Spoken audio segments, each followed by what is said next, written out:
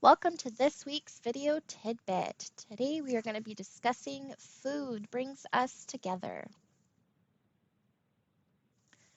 To start togetherness, we're going to be talking a little bit about family style dining.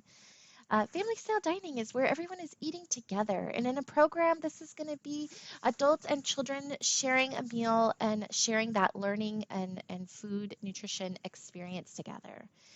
Kids are going to have the chance to see good eating habits in action. They're going to get opportunity to discuss what they're eating. They're going to build relationships with the adults and their peers and have that great connection to the food they're eating. This style or model of eating called family style dining, it provides that important opportunity to talk. So oftentimes in a day we're so busy and we don't have much face-to-face time to just talk. So having the opportunity, the intentional opportunity to sit and discuss the foods eating really offer an important way of communication. You can encourage trying new foods, just bonding, talking about our day, things like that. Using this can also encourage learning and development not only at the table but away from the mealtime as well, teaching children independence, social skills, and other important habits that could last them into adulthood.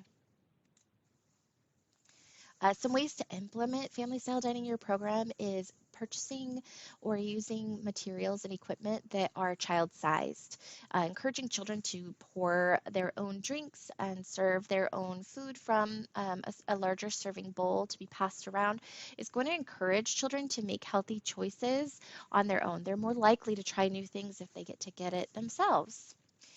Consider their skill level though, and ensure that you're choosing foods that they can either handle themselves or easily handle with a serving spoon or tongue.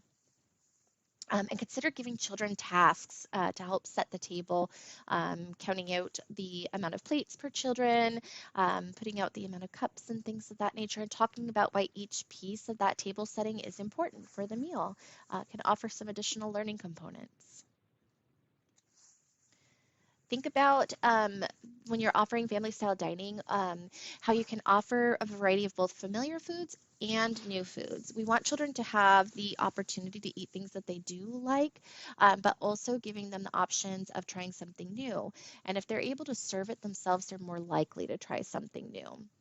And you're definitely going to want to make sure you have extra because when the children are serving themselves, they might take more than a single scoop. And that scoop might be an appropriate amount, a serving amount, but they might want more. It might be something they're really excited about. And that's one of the great things about family style dining is that independent choice and option for taking what it is that they are interested in. So having extra is going to be really helpful.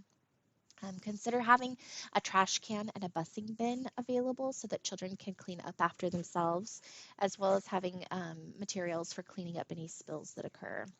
Eating with the children is going to instill some great eating habits by modeling those good behaviors, as well as create pro-social bonding time, and you can help facilitate intellectual conversation. Some of the educational components that you can find in family style dining are going to be the same educational components you're going to see throughout your program. Reading literacy can be found in menu planning or creating or implementing recipes. Using teamwork and relationships to either create the food in the kitchen or just by passing a bowl around. Math skills with implementing a recipe and or setting a table as we discussed. Scientific exploration through creating recipes, as well as exploring the food with sensory. Art, you can make fun food. Why not, right? It's fun to play with our food. And then, of course, sensory again, allowing children, young children especially, to play with their food is really important. There are tons of books that talk about different cultural types of foods from around the world and normalize those types of foods, which is a great skill as well. And here are some additional resources that you can find. We're going to be including a printable kit down below and a recipe book that our own staff helped to create and compile from their own family recipes. Thank you again for watching and have